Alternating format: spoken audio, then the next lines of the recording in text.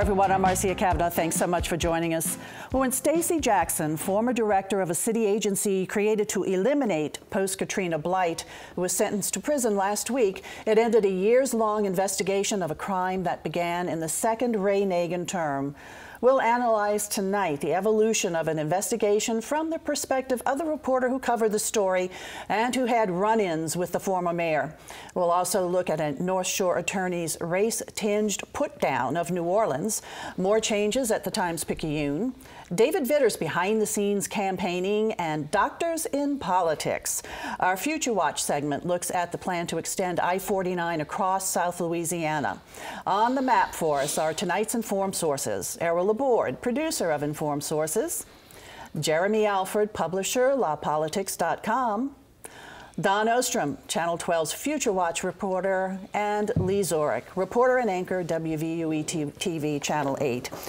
First, we're going to go over to Jeremy. It's politics time. We're really getting close to it now. And David Vitter, though not really running for anything this year, is very much involved in the Senate race. Oh, you better believe it. If Bill Cassidy manages to pull out a victory in either November or December, probably December, he's going to have to write a very special thank you note to Senator David Vitter.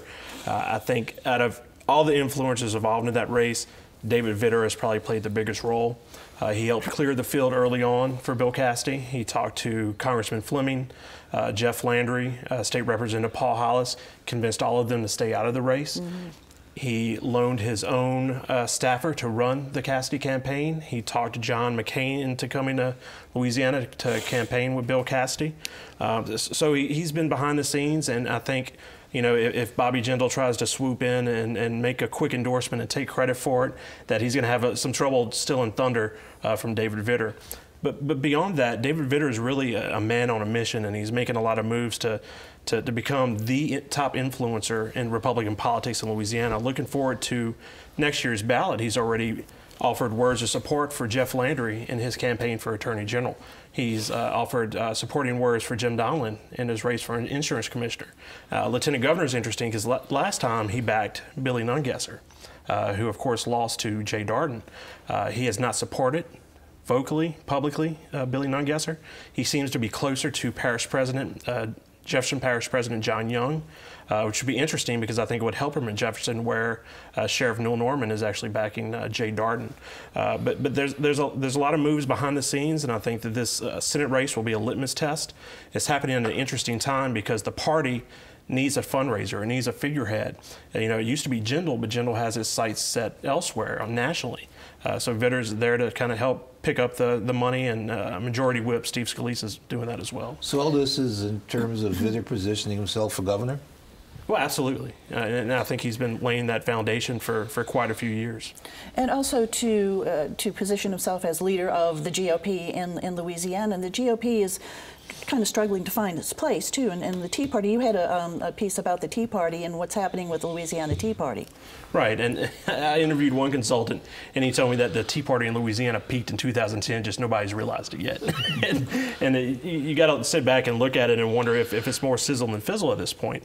You know, this is a portion of the party that has done a good job at killing issues and hurting candidates, but not electing any. So what we're seeing this election cycle that's really interesting is that the Tea Party movement is starting to overlap with the Christian right, the evangelical movement. Evidence of this is that, you know, the Tea Party candidate in the Senate race is Rob Maness. In the 6th District, it's Lenora Whitney, and to a lesser extent, Paul Dietzel. In the 5th, it's Zach Dasher. All three of those candidates will be at a religious rally on Saturday in Pride, Louisiana, with Tony Perkins, the president of the Family Research Council. So, you know, I spoke with some Tea Party folks who work behind the scenes, and they told me that they are interested in working more with the religious right. It's not surprising. In other parts of the country, we've seen the religious right kind of co-opt the Tea Party movement.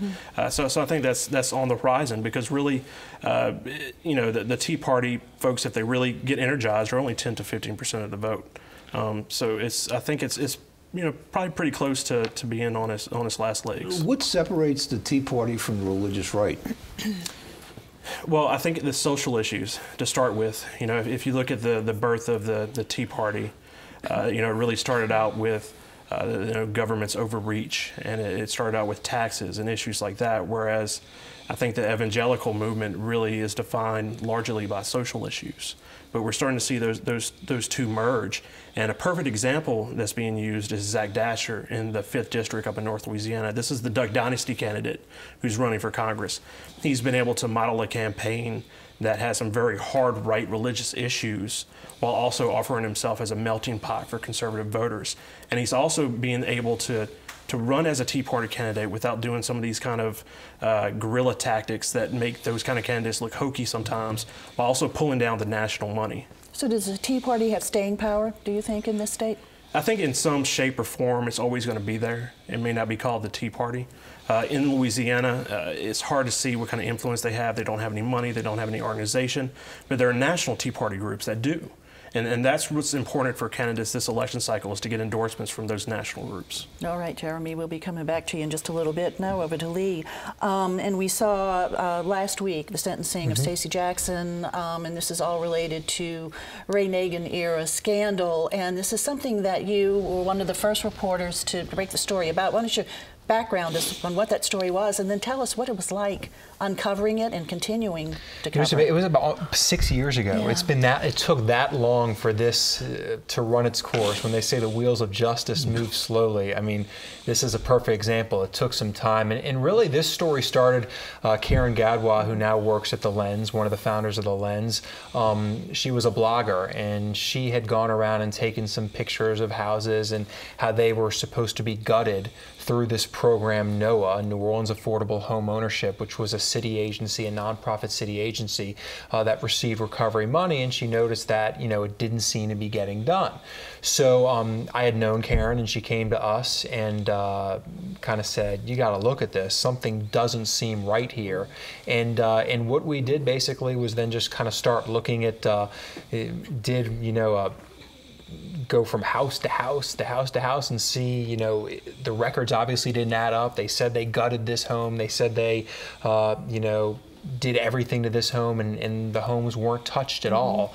And then we started digging deeper into the agency, and we noticed that, Stacey Jackson, who was the head of NOAA at the time, we noticed that she had all kinds of connections with many of the contractors that she hired. One was a business partner, another one was a relative and also a business partner.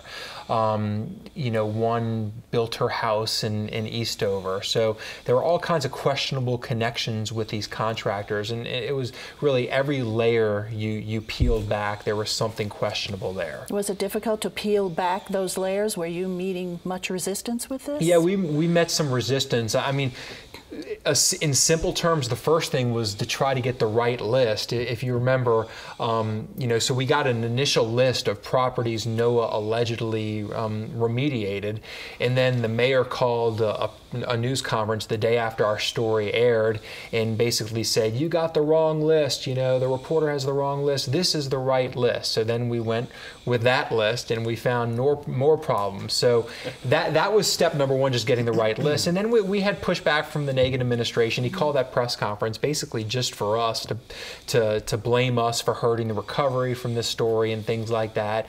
And then even down the road, we had to sue for records because we wanted to look at the files. At that news conference, Nagin had said, each home has a file and their before and after pictures and all kinds of backup documentation. So we wanted to look at those files.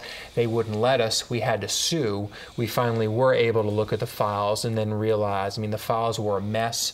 A couple of the homes had pictures taken the day before we inspected the files, not the day a year before where they allegedly, remediated the house. So there were all kinds of problems with this program. Do you think Nagin just didn't know, or was he compliant in it? I think for NOAA, he just didn't know. I think he was clueless about what was going on, and I think the whole thing just revealed a lot about his administration. Forget about the corruption that's come out and what he did with bribery and things that have him in prison now. It was also an administration that wasn't run well, that were poor communicators, that always on the defensive, and all of that really shined in this. And I think he didn't know. He didn't want to admit they were wrong. He didn't want to he wanted to blame the media. He couldn't admit, there are some problems here and we need to look at it. So in covering all of this and uncovering it and then covering the story as a reporter, how did you feel going through this? I mean, did you feel sometimes like you were being beat upon?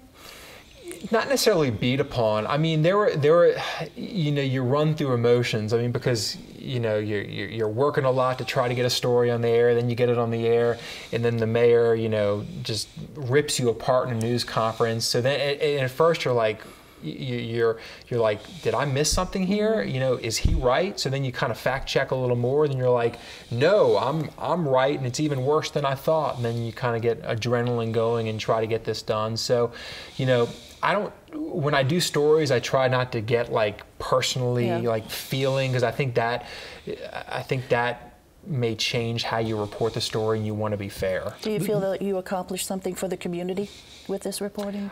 I hope so. I mean, I think, I think an agency that wasn't doing its job, that was wasting money, certainly they ended it. I mean, they closed it down. And I think also it engaged the public. I mean, there was a sense of outrage from people. I mean, this was a program post-Katrina that was supposed to help out elderly people who couldn't gut their homes. And they didn't do the job. They wasted the money. They took the money, and they're in prison for it now. And I think the public was outraged by it. So I think you saw citizens maybe pay attention more, not stand up for the corruption, and I think that's a good thing too. And in the end, she entered the plea on one count. Right. Yeah, and she's going to be in prison for 5 years. So she's in prison, and a number of the other contractors also pleaded guilty as well too. Well, certainly your investigative reporting has been appreciated and recognized with numerous awards, and including also in the most recent Emmy Suncoast competition. You're up for so many. You're up against yourself in different categories. So congratulations. Thank you. Great to have you here, Lee.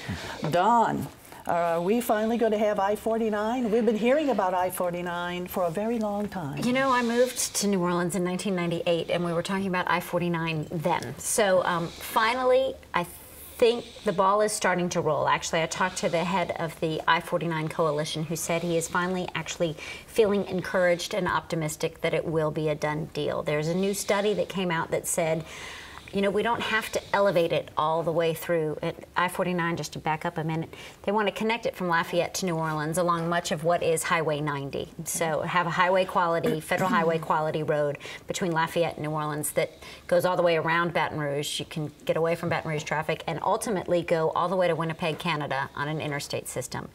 1,700-mile trade route, which would open up a lot. There's still highway that needs to be completed in Louisiana, 6 miles that aren't done in Missouri, and some highway that needs to be completed in Arkansas to make it a truly done deal. But the portion of the roadway we're talking about is 160 miles between Lafayette and here. 100 of those miles actually already are federal highway interstate standard. The rest of them, they had originally thought they needed to do a lot of roadway elevation, and they've come up with a new study that says, they don't need to be elevated in case of a hurricane. In case of a hurricane, they need to be able to get people out of the area. Then they could flood as long as they drain properly and the roadway's still intact after the hurricane. It's probably better than the more expensive elevated roadway because it doesn't run as much risk during a storm. So that reduces the cost by a couple $1 billion to get this system done. They're working on projects right now around the Lafayette area, in Broussard specifically, to make it highway standard. It can't have any intersections. So you have to be elevated where there are intersections, or find another way around major intersections. That's happening in the Lafayette area. The big question is funding. There is some money set aside. David Vitter has been very vocal about this lately, saying he may or may not support tolls to fund it. Which we funded other roadways along through Golden Meadow in the south part of the state. That's how you funded a new roadway there, with tolls that then ultimately went away. And studies show that if you know that I'm paying this toll to get this road in the future, you might be more willing to pay for it. But tolls even wouldn't pay for the whole thing. They're retooling maybe how the Federal Highway Trust Fund works. That trust fund, you get pennies on the dollar on a gas tax. Well, gas prices can go up and down, but it doesn't change.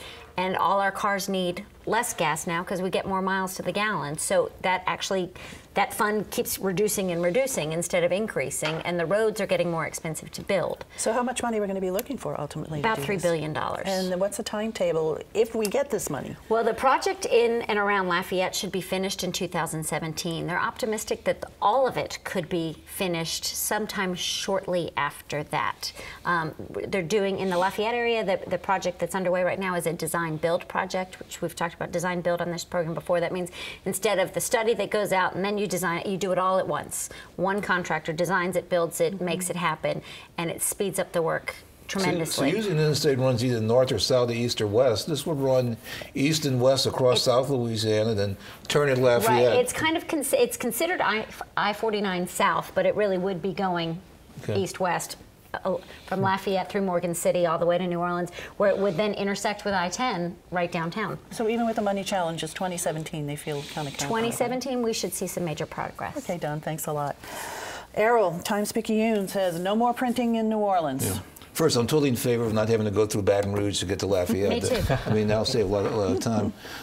You know, that Times-Picayune building on the interstate, it's a building that everybody can visualize, but nobody knows how to get to. It's always had a striking presence. And to me, that's one of the big changes. I think there's an important symbolic change here because of the stature that the Times-Picayune has had in the community. I think that building was a symbol of authority in the community. And to actually be losing this as they close their printing down, it's a little bit, you kind of lose a little bit of swagger to when your printing plant is closed and moved to Mobile, but that's what's happening. And so it was announced, a company called ACS Louisiana, which I assume is linked to Advanced Publications, announced that they're going to be closing the printing facility in New Orleans, moving all of this to Mobile. And as usual, they said, hey, this is great news. This means more color on the pages. It'll be the newspaper will be a bit thinner, but it says, unfortunately, it's going to involve the loss of 100 jobs. Some of the production jobs will be moved out to to Metairie, but most of the work for the Times-Picayune is going to be done downtown on top of Canal Place, on top of that floor. And so it's going to differ. I mean, the TP's going to always have a presence as a newspaper, as an institution. It's not going to have that presence anymore. So that's going to be a lot different. You know, people, you know, this Picayune story, when you talk about it, people say, well, this happens to business all the time. Business always has to downsize and relocate, and so it's not that abnormal in that sense.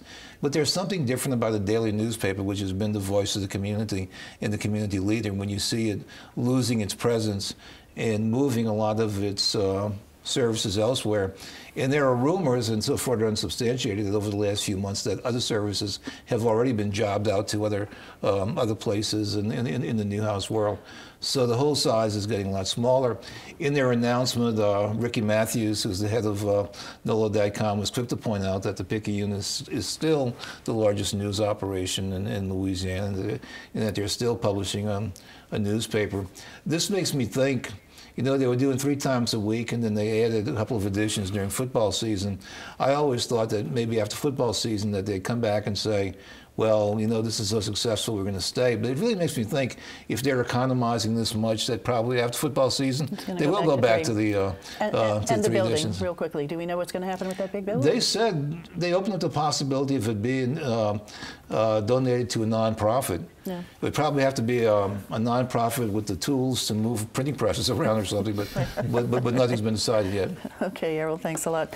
Lee, back over to you. And you did a piece about a prominent St. Tammany Parish attorney who was recorded by a client of his making some really very controversial comments. Yeah, this was a case a couple of years ago where a guy is driving home, going to the North Shore, you know, the foot of the Twin Spans and the South Shore of New Orleans East. He's driving, and a trucker cuts in front of him, runs him off the road, and the guy actually goes into Lake Pontchartrain. And so the accident happened in New Orleans Parish. This guy who's from St. Tammany hires an attorney by the name of Chuck Hughes in St. Tammany to represent him. The client didn't know it, but Hughes filed the case in St. Tammany Parish. instead of Orleans where the accident happened. They come to an agreement, a settlement with the trucking company, the insurance company, and the client didn't like it, and he was asking Hughes why he came to this agreement, and more importantly, why he moved the case from Orleans Parish where it happened to St. Tammany Parish. And that's where the client was recording, and Hughes went off and basically used the N-word. He says because New Orleans is filled with the N-word, and New Orleans is left-handed and black-oriented, and they don't like us up there or down there, and you're going to come here with your BS story, and they're not going to like it. So it was some very controversial and racial comments made by that attorney there. Infuriated a city councilman in New Orleans, Jason Williams. We actually did another interview that we're going to be airing next week as well, too, with someone else. And this attorney does some work for the sheriff's office over there in St. Tammany, is that correct? Yeah, he's the main outside attorney for the sheriff's office. He makes, about $500,000–600,000 a year working for the sheriff. And Jack Strain, who is the sheriff in St. Tammany Parish, said while he doesn't condone the comments, he's not going to fire him or reprimand him or do anything to Hughes, his attorney. But he also has links to the insurance company that was representing the truckers. Yeah, and that's a great point. Travelers Insurance is the insurance company that was representing the truckers, and the Travelers, an affiliate of Travelers, which was representing the trucker, another Travelers company also is the insurer for the sheriff's office, and Hughes represents them through the sheriff's office. So, the client who got in the wreck was shocked when the attorney on the other side of the table said to Hughes, well, usually we're on the same side of the table, we're on the same side 99% of the time. It's strange that we're on different sides now. So that just raised a huge red flag with him as well too. He has filed complaints with the Bar Association as well too. So we'll see if anything comes of that. And an interview you did with Raphael Goyeneche, he made an interesting point that strategically this wasn't a good move, because he said juries in Orleans Parish tend to be more sympathetic to the plaintiffs. I talked to probably 5 to 10 attorneys on this. Raphael with the MCC did the same thing, and every attorney will tell you that juries in Orleans Parish better off in Orleans. Much better off in Orleans. So it just raises another question: why would you move this? Why would you file a case in St. Tammany Parish when it's clear the accident happened in New Orleans? It's 2 miles from the St. Tammany Parish line, and you're going to get a more favorable jury in Orleans Parish. Why would a judge accept it in St. Tammany? Well, Hughes is located in St. Tammany. That's a great question. We must say that Hughes did issue a statement saying that he really apologizes for these statements. So, but what is the next step, though? It's handled now by the State Bar? Yeah, the State Bar Association, they're certainly going to look at this, and they take a while to investigate. So will they do anything here? And then, will Jack Strain do anything? He says now he won't. He may look at it in the future. So will the sheriff do anything as well, too? Okay, Lee, thanks. Okay. Jeremy, Doctors in Politics, Louisiana Doctors in Politics, the next reality show. We have some doctors in politics here in this state. Yeah, we have more than some. We have more doctors serving in Congress from Louisiana per capita than any other state in the nation. Half of the House delegation are physician politicians. We have Dr. John Fleming up in Northeast Louisiana. We have Dr. Charles Bustani out in Acadiana. And out of Baton Rouge, Senate candidate, Dr. Bill Cassidy, who is a gastroenterologist. And he likes to say that it helped prepare him for D.C., and sometimes the view is the same. But it's interesting because, doctors continually have high approval ratings in polls, and they have a built-in fundraising base. In fact, these 3 physician politicians have collected more than $2 million since being elected. From medical PACs, from the medical profession. So there's a built-in fundraising base. And it's also a trend nationally. There's some 36 physician politicians running for federal office right now for the fall ballots. And there are 20 already elected and serving on the Hill. And this is interesting because from 1960 to 2004, collectively, all those years, there were only 25. Is it maybe because it's gotten so expensive to run? And well, hold sure, office, they're among the few people who can afford to do it. Yeah, and you we've seen pointed they're fundraisers. They have a built-in fundraising base. We've seen an uptick in wealthy candidates self-funding their campaigns. But I think we're seeing more physicians running for public office because we're seeing issues being hotly debated in Congress, and they feel like that, who knows this issue better than I do. But if you look at the physicians and the way that they vote in Congress, they vote with their party more times than they do with say, a medical PAC or a special interest, which is to say, yeah, that they're all physicians, but they're also politicians. The question now is, can we add more to the PAC? And the answer is maybe. Up in the 5th Congressional District, there's Dr. Ralph Abraham. He's done pretty well in the polls. He's viewed as the dark horse in that race. And also involved in his campaign is Dr. John Cooksey, who previously held a seat in the 5th District. And Tommy Casanova was in the legislature, and he was was he an optometrist or? I don't know. Okay. So do you see this as a growing trend? I mean, we're seeing an increase in numbers. Is it going to continue to march on up? I think so. We have a doctor in the 5th who could boost the number up to 4 if Cassidy does get elected in the Senate, and then there's another 36 running across the country. And of course, they're the Pauls. Both Ron Paul and Ron Paul are both physicians too. I guess the most famous nationally that we know of. And doctors also have the flexibility of schedules too, that they can pretty much make their own hours if they want to still practice. Right. I know Dr. Bustani is I believe retired. Fleming has a family practice, so there is some flexibility there. Do most of them continue to practice? Some of them do. Some. Okay. I think they'd be busy enough and then jumping into politics. Okay. Thanks a lot, Jeremy. All right. Time to look ahead. Errol. Well, we've heard that Ralph Brennan's will be opening Brennan's at the site of the restaurant we know as Brennan's. Ted Brennan, who was the last to be managing and part of the 3 brothers of Owen Brennan, is supposedly looking at the possibility of opening a restaurant on Decatur Street and working with Liaison Randolph, who was the chef at the original Brennan's. So there might be another Brennan's restaurant, though I presume by a different name, opening next year. All right, Errol, thanks. Jeremy. For the next issue of La Politics Weekly, for our subscribers, we're going to be talking to the Louisiana Municipal Association. There's a record number of open seats for mayors and councilmen across the state, so there's going to be a big turnover in these local level offices. All righty. Dawn. Timing on the calendar worked perfectly for visitors to the city. Halloween has become huge in New Orleans, and it's on a Friday night. Next Friday night, the Crew of Boo Parade is Thursday night. Halloween itself is Friday night. It should be a wild weekend. It will be a wild weekend. It usually is in the quarter over Halloween. Lee. All right, I got an interview coming up this week. I've done a lot of stories, government, waste, questions about what they're spending money on. This one may top the list. I'm going to do an interview, a story coming up soon on Channel 8. Well, we will be looking for that, certainly. Thank you all so much for being here. Thank you for joining us. Of course, we hope to see you again next week for Informed Sources. Have a good evening.